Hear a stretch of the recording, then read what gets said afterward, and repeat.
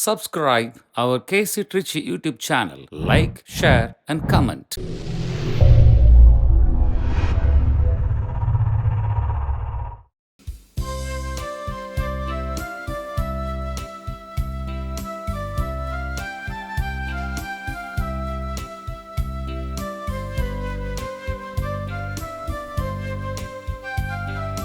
தலைவா உன்னை வணங்க என் தலை மேல் கரம் குவித்தேன். வரமே உன்னை கேட்க நான் சிரமே தாழ் பணிந்தேன்.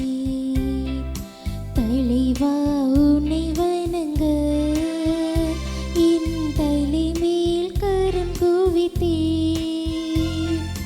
வரமே உன்னை கேட்க நான் சிரமே தாழ் பணிந்தேன்.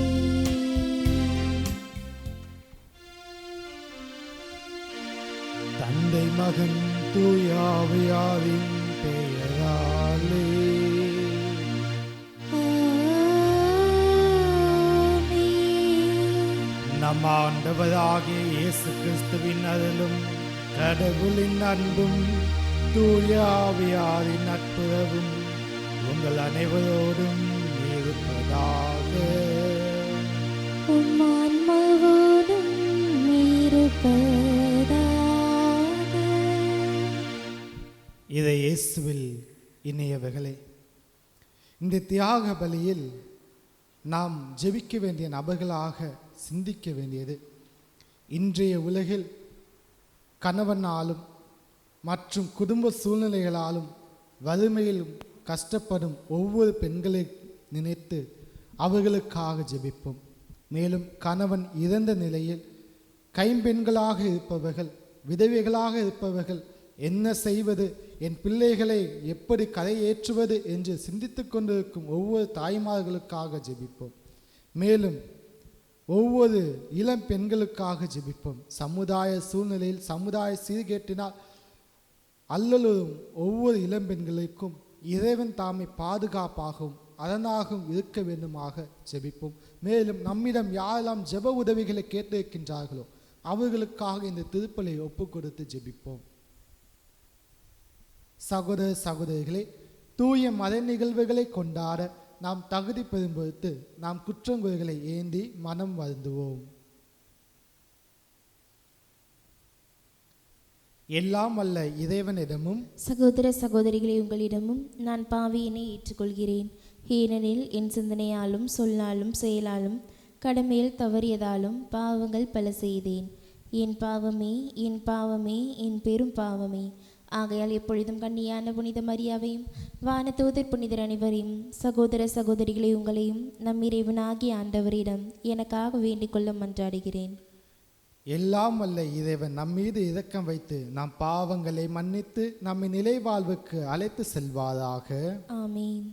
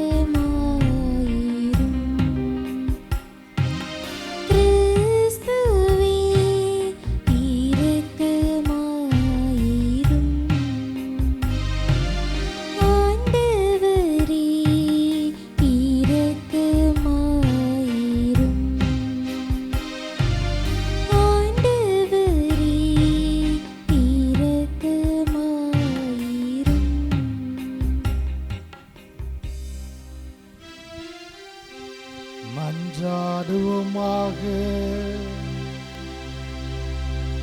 எங்களுக்கு மீட்பளிக்கும் உரிய உரிமை வழங்கும் இறைவா, உம் அன்புக்குரிய மக்களை கனிவுடன் கண்ணோக்கும். அதனால் கிறிஸ்துவில் நம்பிக்கை கொண்டுள்ள மக்களுக்கு உண்மையான விடுதலையும் நிலையான உரிமை பெற்றையும் அளிப்பீராக. உம்மோடு தூயாவியாரின் ஒன்றிப்பில் இறைவனாய் என்றென்று வாழ்ந்து ஆட்சி செய்கின்ற அவர் வழியாக உம்மை மன்றாடுகின்றோம்.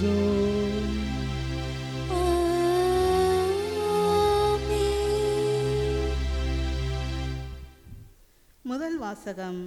திருத்தூதர் பவுல் தீமோத்தேயுவுக்கு எழுதிய முதல் திருமுகத்திலிருந்து வாசகம். அதிகாரம் 1, இறைத்திரு வசனங்கள் 1, 2 மற்றும் 12 தொடங்கி 14 முடிய. விசுவாச அடிப்படையில் என் உண்மையான பிள்ளை தீமோத்தேயுவுக்கு நம் மீட்பராம் கடவுளும் நம்மை எதிர்நோக்குடன் வாழ செய்யும் கிறிஸ்து இயேசுவும் இட்ட கட்டளையின்படி கிறிஸ்து இயேசுவின் திருத்தூதனான பவுல் எழுதுவது. தந்தையாம் கடவுளிடமிருந்தும் நம் ஆண்டவராம் இயேசு கிறிஸ்துவிடமிருந்தும் அருளும் இரக்கமும் அமைதியும் உரித்தாகுக. எனக்கு வலுவூட்டும் நம் ஆண்டவராகிய இயேசு கிறிஸ்துவுக்கு நன்றி செலுத்துகிறேன். ஏனெனில் நான் நம்பிக்கைக்குரியவன் என்று கருதி அவர் என்னை தம் திருத்தொண்டில் அமர்த்தினார்.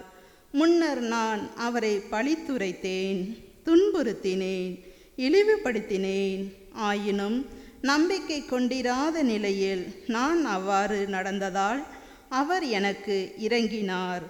இயேசு கிறிஸ்துவோடு இணைந்த நிலையில் ஏற்படும் நம்பிக்கையோடும் அன்போடும் நம் ஆண்டவரின் அருள் அளவின்றி பெருகியது. ஆண்டவரின் அருள்வாக்கு. இறைவனுக்கு நன்றி. திருப்பாடல் 16. நீங்கள் அனைவரும் பாட வேண்டிய பதிலுரை பாடலின் பல்லவி. ஆண்டவர் தாமே எந்தன் உரிமை சொத்து.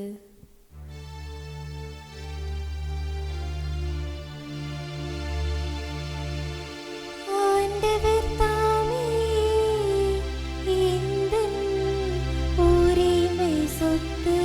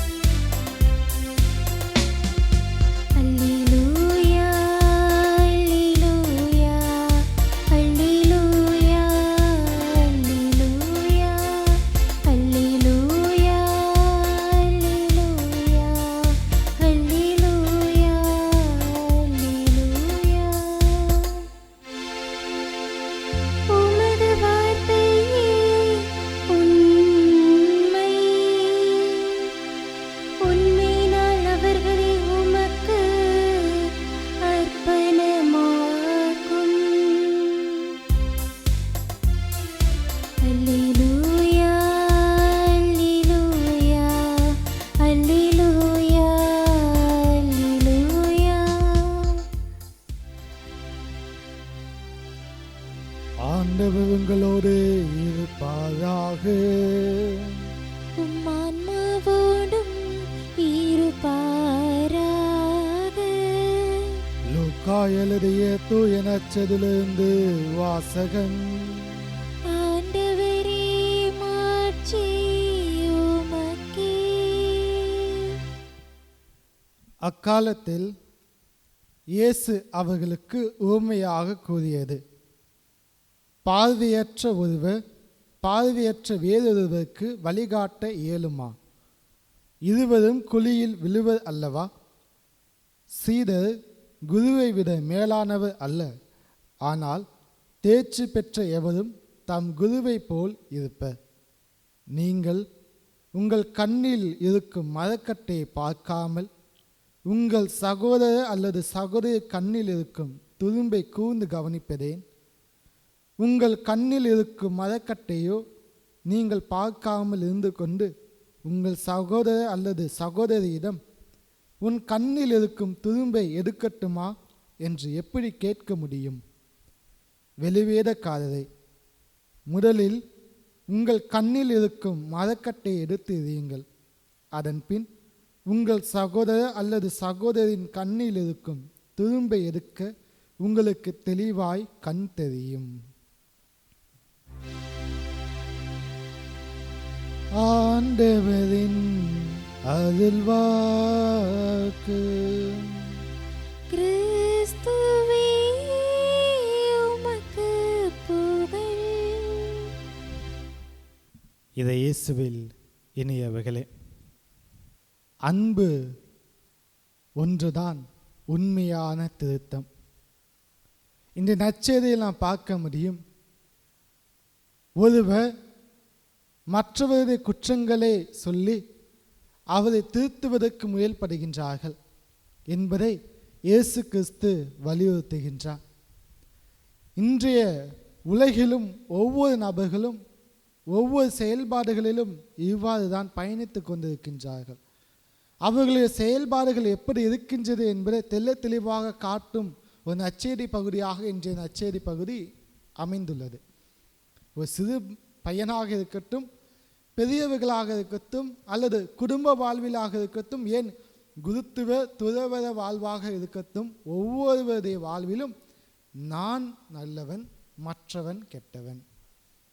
மற்றவர்கள் சொல்வதை என்னால் கேட்க முடியாது, ஆனால் நான் சொல்லுவதை மற்றவர்கள் கேட்டேதான் ஆக வேண்டும் என்ற ஒரு நிலைப்பாடோடு செயல்பட்டு கொண்டிருக்கும் ஒவ்வொரு நபர்களையும் நாம் பார்த்து கொண்டே இருக்க முடியும். பிரியமானவர்களே, ஏன் கேட்டிருக்கலாம், அனுபவித்திருக்கலாம், இத்தகைய செயல்பாடுகள் நாம் அனுபவித்திருக்கலாம். ஏன் அவர்கள் அவ்வாறு செய்கின்றார்கள்? முதலாவதாக இந்த நற்செய்தியை நாம் பார்த்தோம் என்றால், இயேசு அவர்களுக்கு உவமை கூறுகின்றார். எதற்காக அந்த உவமை கூறுகின்றார்? அவர்கள் வாழ்வை அவர்கள் எவ்வாறு வாழ்கின்றார்கள் என்பதை தெளிவுபடுத்தும் விதமாக இந்த உவமை கூறுகின்றார். வாழ்வை அவர்கள் வாழவில்லை, நகர்த்தி கொண்டு இருக்கின்றார்கள். இரண்டுக்கு வித்தியாசம் உண்டு பிரியமானவர்களே. வாழ்வை வாழ்வது என்பது வேறு, வாழ்வை நகர்த்துவது என்பது வேறு. இரண்டுக்கும் நிறைய வித்தியாசம் உள்ளது. எடுத்துக்காட்டாக ஒன்று கூறுகின்றேன். ஒரு கயிற்றை நீங்கள் பயணிக்க வேண்டிய வழியில் அல்லது உங்களுக்கு விருப்பமான இடத்துக்கு அந்த கயிற்றை இழுக்க வேண்டும் என்றால், அந்த கயிறு நீங்கள் இழுக்கும் திசைக்கெல்லாம் வர வேண்டும் என்றால், அந்த கயிற்றின் முன் பகுதி பிடித்து நீங்கள் முன்னாக நின்று இழுத்தால்தான் அந்த கயிறு நீங்கள் விருப்பமான இடத்துக்கு நீங்கள் எங்கே செல்லுகின்றீர்களோ உங்களுக்கு எந்த திசையில் வர வேண்டுமோ அந்த திசையில் வரும். ஆனால் நீங்கள் கயிற்றுக்கு பின்புறம் இருந்து கொண்டு அந்த கயிற்றை நகர்த்துவதற்கு இயலுமா? முடியாது. அப்படியே நகர்த்தினாலும் அது நேராக நீங்கள் எதிர்பார்த்த திசைக்கு செல்லாது, மாறாக கோணலும் மானலுமாக தான் செல்லும். ஒருவேளை அப்படியே கோணலும் மானலுமாக சென்றாலும் ஒரு மேல் தளமான பகுதியில் அந்த கயிற்றை இழுக்க முடியுமா, தள்ள முடியுமா? முடியவே முடியாது. இதுதான் பிரியமானவர்களே வாழ்வை வாழ்வதற்கும் வாழ்வை நகர்த்துவதற்குமான வித்தியாசமே. வாழ்வை வாழ்வது என்பது அந்த கயிற்றை பிடித்து நீங்கள் இழுப்பதற்கு சமம். வாழ்வை நகர்த்துவது என்பது அந்த கயிற்றை பின்புறமிருந்து தள்ளுவதற்கு சமமானது. இத்தகைய வாழ்வை தான் அன்றைய பரிசேயர்களும் சதுசேயர்களும் செய்து கொண்டிருந்தார்கள். வாழ்க்கையை வாழாமல் நகர்த்தி கொண்டிருப்பது. சட்டங்களுக்காகவும் நியமங்களுக்காகவும் வாழ்க்கையை நகர்த்தி கொண்டிருந்தார்கள். அதன் நிமித்தமாக மற்றவர்களை அடக்கி ஆள விரும்பினார்கள். அவர்களிடம் இருக்கும் குற்றங்களையும் குறைகளையும் தீர்த்து கொள்ளாமல் மாறாக மற்றவர்களுக்கு குற்றங்களையும் குறைகளையும் மேலும் மேலுமாக சொல்லி சொல்லி சொல்லி அவர்களை அடிமையாக்கி கொண்டிருந்தார்கள். அன்பால் மட்டும்தான் ஒருவரை திருத்த முடியும் என்பதை ஆணைத்தரமாக இயேசு நிரூபித்தார். இதைதான் எபேசியர் புத்தகம் அதிகாரம் 4 இறைவார்த்தை 17 நாம் அழகாக பார்க்க முடியும். அன்பால் திருத்துங்கள். தூய பவுலரை அழகாக குறிப்பிடுகின்றார். அன்பினால் மற்றவரை திருத்துங்கள் என்று குறிப்பிடுகின்றார். இது பவுலடியா எங்கிருந்து கற்றுக்கொண்டார் என்றால் பழைய ஏற்பாட்டிலும் இயேசுவின் வாழ்விலும் இருந்து தான் கற்றுக்கொண்டார். பழைய ஏற்பாட்டில் எங்கே இருக்கின்றது என்றால் 2 சாமுவேல் அதிகாரம் 12 நாம் பார்க்க முடியும். தாவீது தவறு செய்கின்றார், பத்சேபாவுடன் உடலுறவு கொள்கின்றார். அந்த தவற்றை சுட்டி காண்பதற்கு நாட்டான் இறைவாக்கினர் வந்து புத்திசாலித்தனமாக ஒரு ஆடு பற்றி ஓமையை கூறி அவர் தவற்றை சுட்டி காண்பிக்கின்றார். கடிந்து கொள்ளவில்லை, எரிச்சலோடு அல்ல, கோபத்தோடு அல்ல, மாறாக அறிவோடு அன்போடு சொல்லுகின்றார். அந்த அன்போடு கரிசனையோடு சொல்லும் பொழுது, அந்த தவற்றை திருத்துவதற்கு முயலும் பொழுது அவர் தானாகவே அந்த 12ஆம் அதிகாரம் இறைவார்த்தை 17 மற்றும் 19 நாம் பார்க்க முடியும். ஆண்டவே, நான் பாவம் செய்தேன், என்னை மன்னியும் என்று கூக்குரல் இடுகின்றார் தாவீது. ஆக அன்பினால் ஒரு செயலை நாம் கண்டிக்கும் பொழுது, அன்பினால் ஒருவரை திருத்தும் பொழுது அவர் தானாக மாறுகின்றார். அவர் வாழ்வு புதுமை அடைகின்றது என்பதை பார்க்க முடியும். மேலும் இயேசு கிறிஸ்துவின் வாழ்விலும் கூட யோவான செய்தி அதிகாரம் 8 இறைவார்த்தை 1 முதல் 11 வரை நீங்கள் பார்த்தீர்கள் என்றால் அழகாக தெரியும். பாவி என ஒரு சமுதாயத்தினால் கட்டமைக்கப்பட்டு ஒரு பெண்ணை இவள்தான் பாவி என்று அந்த சமுதாயத்தில் உள்ள ஆண்கள் அனைவரும் சிறுவர் முதல் பெரியவர்கள் வரை அனைவருமே வந்திருக்கின்றார்கள். சட்ட வல்லுநர்கள், பரிசேயர்கள் அனைவருமே அந்த பெண்ணை மட்டும் பாவி என்று சொல்லுகின்றார்கள். ஆனால் இயேசு அழகாக குறிப்பிடுகின்றார், நான் உன்னை தீர்ப்பிடவில்லை, இனி பாவம் செய்யாதே. அன்பினால் ஒரு வார்த்தை, அந்த ஒரு வார்த்தை போதும் அந்த பெண்ணுடைய வாழ்வு மாறுகின்றது. நான் உன்னை தீர்ப்பிடவில்லை அம்மா, இனி பாவம் செய்யாதே. எவ்வளவு பெரிய அருமையான வார்த்தைகள் பார்த்தீங்களா? அந்த வார்த்தைகள் தான் பிரியமானவர்களே இன்றைய நச்சரிக்கை ஆணித்தரமாக இருக்கின்றது. ஒருவரை மற்றவர் திருத்துவதற்கு எவ்வளவு கோபத்தோடு எவ்வளவு வன்மத்தோடு செயல்பட்டு கொண்டிருக்கின்றோம். இதற்கு காரணம் என்னவென்றால் ஒன்றுதான், ஒருத்தன் நமக்கு எதிராக செஞ்ச குற்றத்தை, அந்த குற்றத்தை நம்ம பார்க்காம அவனையும் வெறுக்கிறோம். எக்ஸாம்பிள், இப்போ படத்துலலாம் பார்த்துருப்பீங்க, ஒருத்தங்க செஞ்ச தவறை மன்னிக்கணுமா அல்லது அந்த தவறு இழைத்த நபரை மன்னிக்கணுமா சொல்லி எக்ஸாம்பிளாக இந்த மூவிலலாம் வந்து பார்த்துருப்பீங்க. ஆனால் இந்த வார்த்தைகள் வந்து எனக்கு 2014ஆம் ஆண்டு நவதுறவ பயிற்சியில் நான் படித்து கொண்டிருக்கும் பொழுது எனது இயக்குனர் தந்தை எனக்கு சொல்லியது. 2014ஆம் ஆண்டு கன்னியாகுமரியில் நான் படித்து கொண்டிருக்கும் பொழுது எனக்கு கூறிய வார்த்தைகள், நீங்கள் குருவாக மாறப்போகின்றீர்கள், உங்கள் வாழ்வில் நீங்கள் கற்றுக்கொள்ள வேண்டிய ஒரு படிப்பினை இதுதான் என்று அவர் எங்களுக்கு சொல்லி தந்தை. இதுவரை எனக்கு ஆணைத்தரமாக மனதில் பதிந்து இருக்கின்றது. என்னவென்றால் அவர் ஒரு வாக்கியம் சொன்னார், ஒருவன் தப்பு செஞ்சுட்டானா அந்த தப்பு செஞ்சவனை மன்னிக்கணும், அந்த செயலை தான் நம்ம வெறுக்கணும் சொன்னார். அதாவது ஒருவன் தப்பு செஞ்சுட்டானா செய்தவனை மன்னிக்க வேண்டும், அந்த செயலை தான் நாம் வெறுக்க வேண்டும் என்று கூறினார்.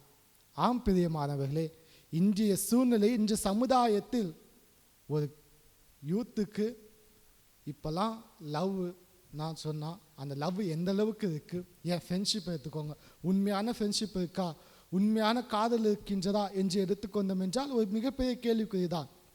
அந்த செயலை நாம் வெறுக்கின்றோமா அல்லது அந்த நபர்களை வெறுத்து ஒதுக்கி நம்மையும் காயப்படுத்தி கொண்டிருக்கின்றோமா என்பதை சிந்தித்து பார்க்க வேண்டும்.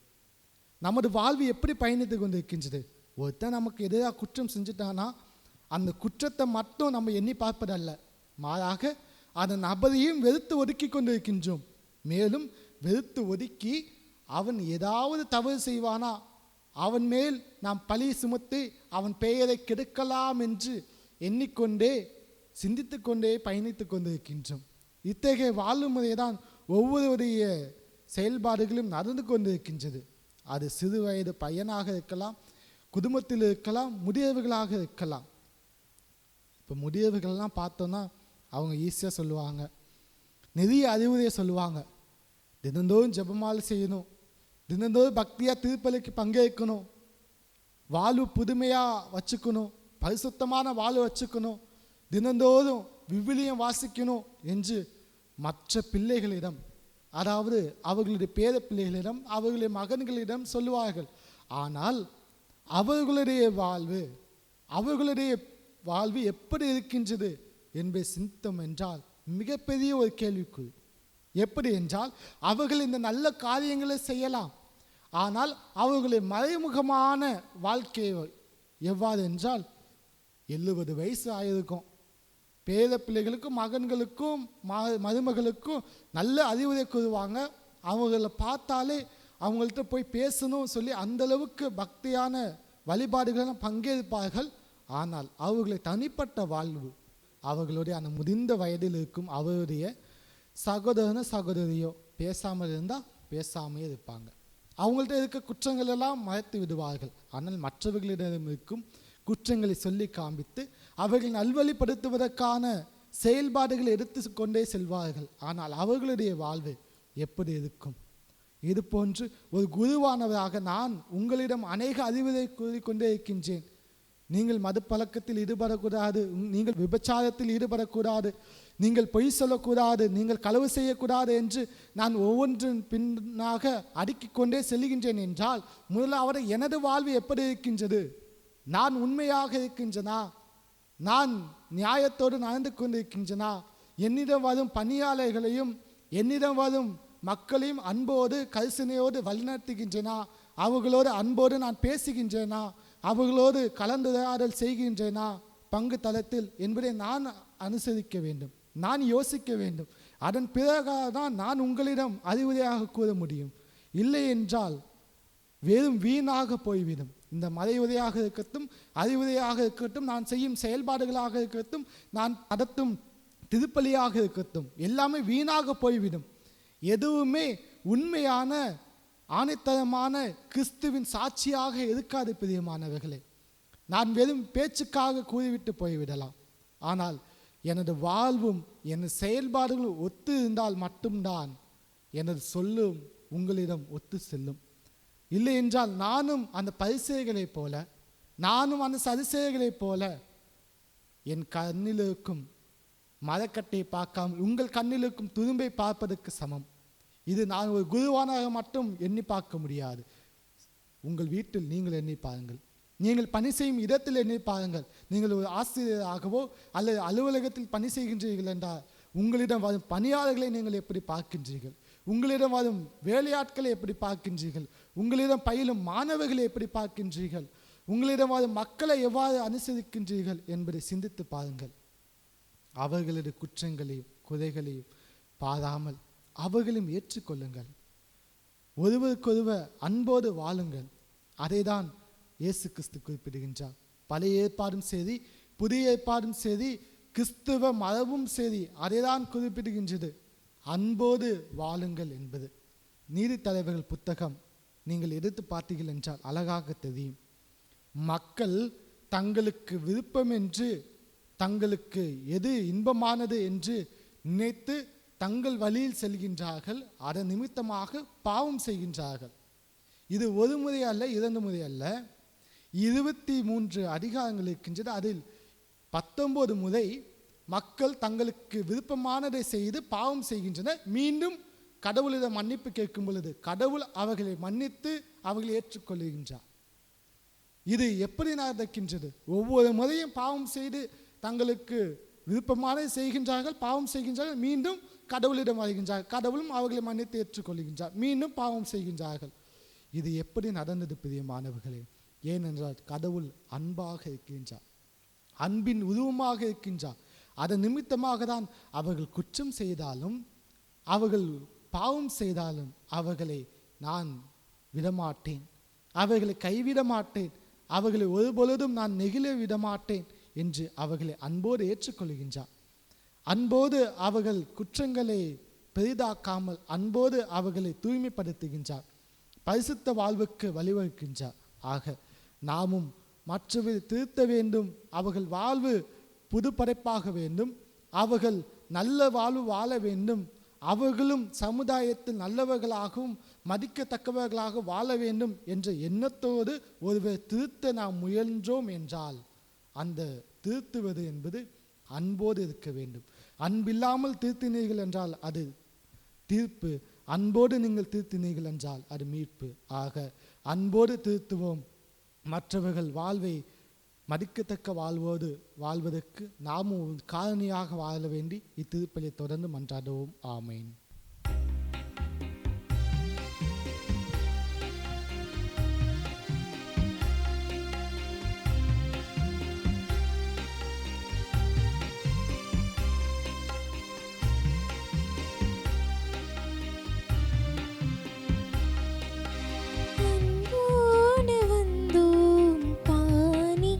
தந்தோம் கனிவோடு ஏற்பாய் ஆண்டவரே, உம் பலியோடு சேர்ப்பாய் தூயவனே. அன்போடு வந்தோம் காணிக்கை தந்தோம் கனிவோடு ஏற்பாய் ஆண்டவரே, உம் பலியோடு சேர்ப்பாய் தூயவனே.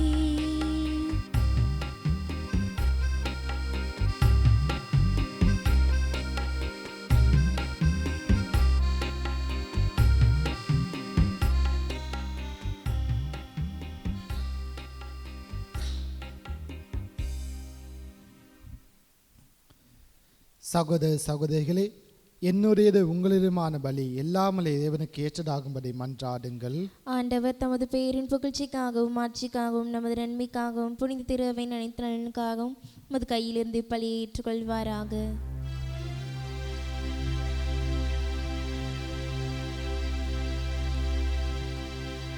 இறைவா, உண்மையான இதை பற்றுக்கும் அமைதிக்கும் காரணதானதே, மாண்புக்குரிய உம் காணிக்கை வழியாக தங்குன முறையில் வழிபட நாங்கள் உம்மை வேண்டுகின்றோம். அதனால் தூய மறை நிகழ்வுகளில் உண்மையான உணர்வோடும் பங்கேற்பதின் வழியாக நாங்கள் ஒன்றுபடுவோமாக. எங்கள் ஆண்டவராகிய கிறிஸ்து வழியாக உம்மை மன்றாடுகின்றோம்.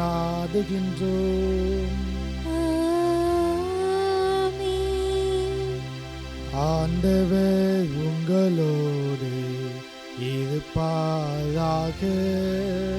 உம் ஆன்மாவோடும் இருப்பாராக. இதயங்களை மேலே எழுப்புங்கள்,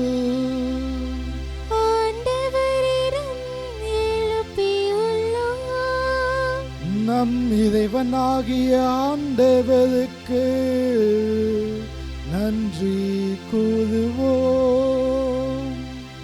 அது தகுதியும் நீதியும் ஆனதே.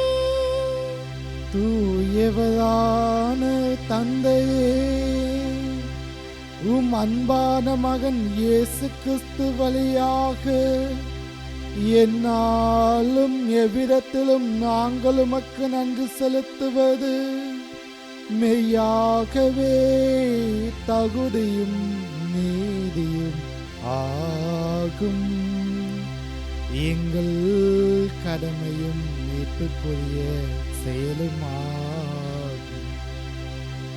வார்த்தையான அவர் வழியாக அனைத்தையும் படைத்தே அவரையே மீட்பதாகவும் ஈடேற்றுபவராகவும் எங்களுக்கு அனுப்பினேன்.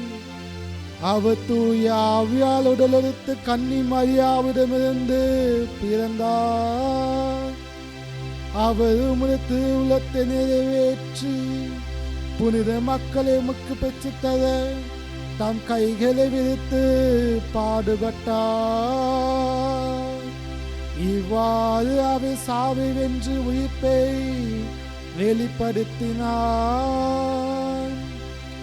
ஆகவே வானதூத புனித அனைவரோடும் சேர்ந்து நாங்கள் உமது மாட்சியை புகழ்ந்துரைத்து ஒரே குரலாய் பாடுவதாவது: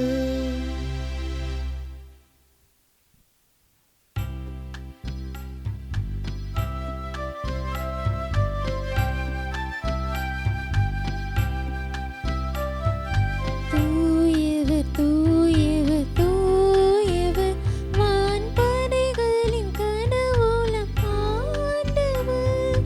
விண்ணகமும் மண்ணகமும் உமது மாட்சியால் நிறைந்துள்ளன.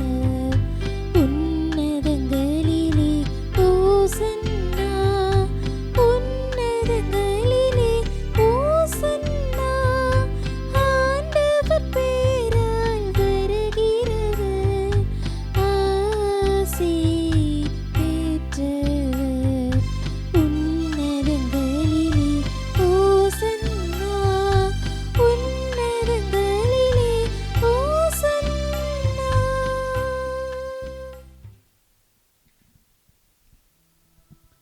ஆண்டவரே, நீர் மெய்யாகவே தூயவர், தூய்மை அனைத்துக்கும் முற்று.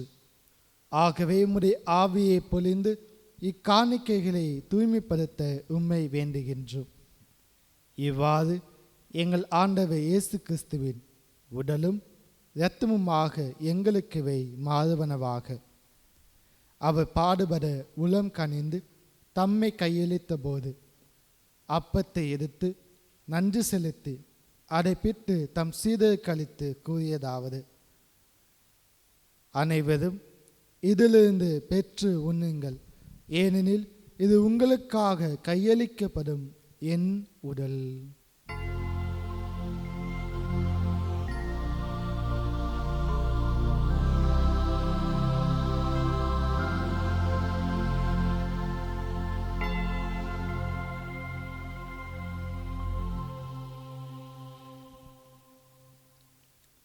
அவ்வண்ணமே இரவு விருந்து அருந்திய பின் கிண்ணத்தை எடுத்து மீண்டும் உமக்கு நன்றி கூறி தம் சீடருக்கு அளித்து அவர் கூறியதாவது: அனைவரும் இதிலிருந்து பெற்று பருகுங்கள், ஏனெனில் இது புதிய நிலையான உடன்படிக்கைக்குரிய என் இரத்தத்தின் கிண்ணம். இது பாவ மன்னிப்புக்கென்று உங்களுக்காகவும் பலருக்காகவும் சிந்தப்படும். இதை என் நினைவாக செய்யுங்கள்.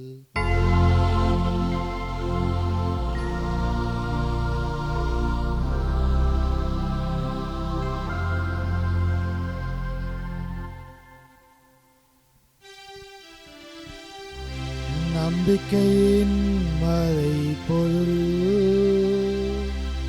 ஆண்டவரே, நீர் வருமளவும் உமது இறப்பினை அறிக்கையிடுகின்றோம். உமது உயிர்ப்பினையும் எடுத்துரைக்கின்றோம்.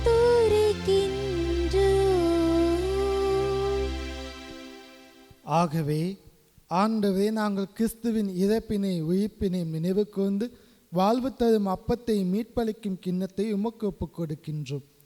திருமுன்னின்று ஊழியம் புதிய தகுந்தவைகளை எங்களை ஏற்றுக்கொண்டு எனவே உமக்கு நன்றி செலுத்துகின்றோம். மேலும் கிறிஸ்துவின் உடலிலும் இரத்தத்திலும் பங்கு கொள்ளும் எங்களை தூய ஆவியா ஒன்று சேர்க்க வேண்டும் என உம்மை தாழ்மையோடு மன்றாடுகின்றோம். ஆண்டவரே, உலகெங்கும் பரவி இருக்கும் ஒரு திரு அவையை நினைவு கூர்ந்ததிலும் எங்கள் திருத்தந்தை லியோ, எங்கள் ஆரைக்கராஜ், எல்லா திருநிலையினர் ஆகிய அனைவரோடும் உமது திரு ஆவியை அன்பில் நிறைப்பெற செய்தலும்.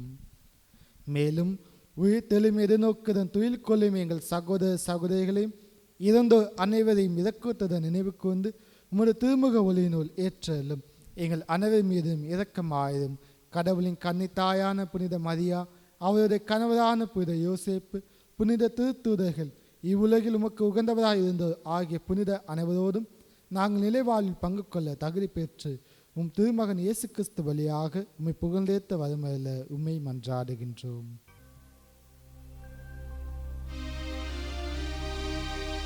இவர் வழியாக இவரோடு இவரில் எல்லாம் வல்ல இறைவனாகிய தந்தையே, தூய ஆவியாரின் ஒன்றிப்பில் எல்லா புகழும் மாட்சியும் என்றென்றும் உமக்கு உரியதே.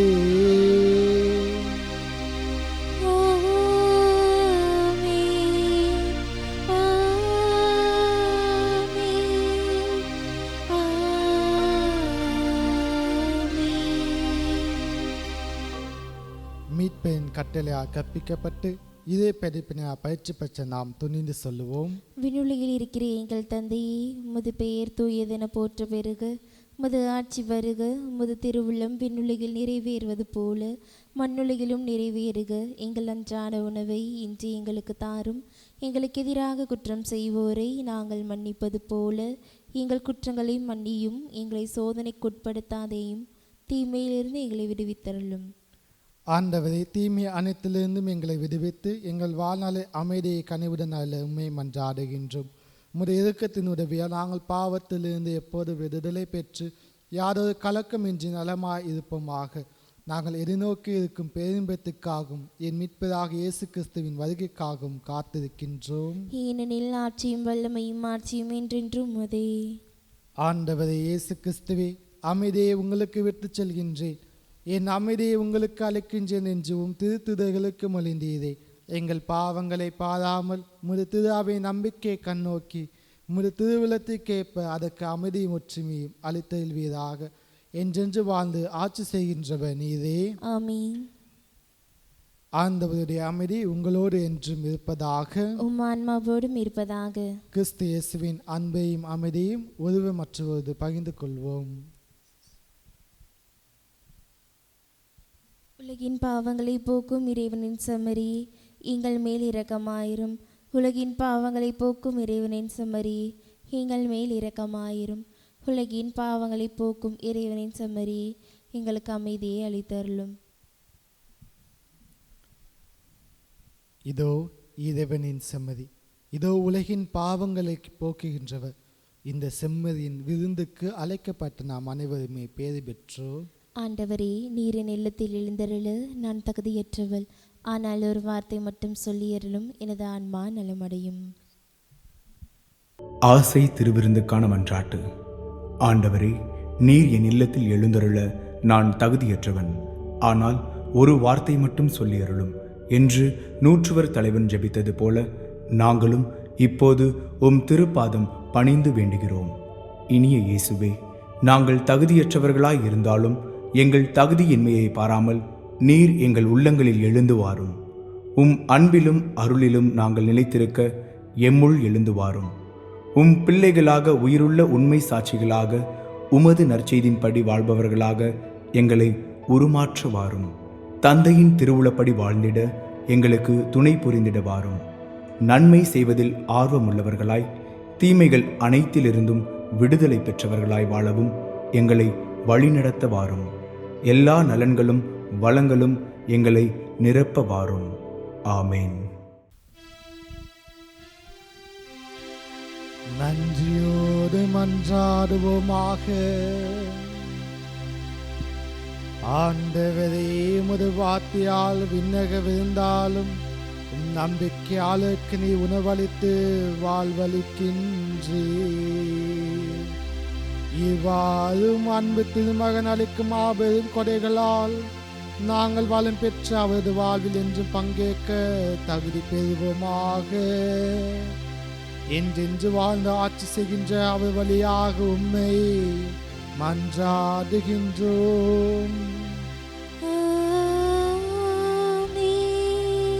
ஆண்டவர் உங்களோடு இருப்பாராக. உம் ஆன்மாவோடும் இருப்பாராக. எல்லாம் வல்ல இறைவன் தந்தை மகன் தூயாவியானவர் உங்களுக்கு ஆசி வழங்குவாராக.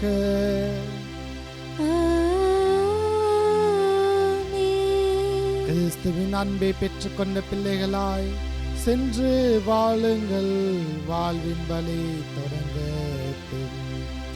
இறைவனுக்கு நன்றி.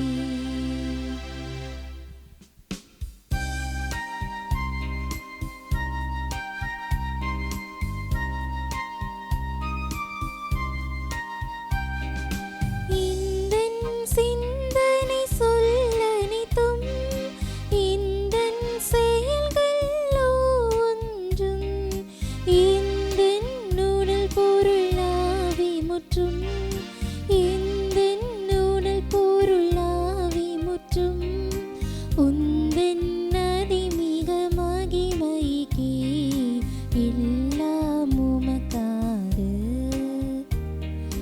இயேசுவின் திவ்ய இருதயமே எல்லாம் உமக்காக.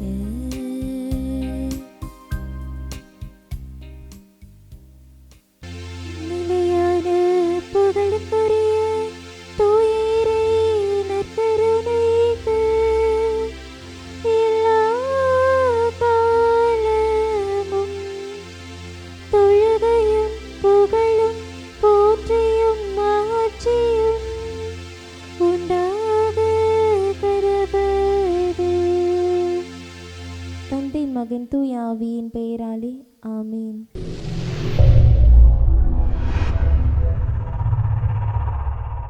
Subscribe our KC Trichy YouTube channel. Like, share and comment.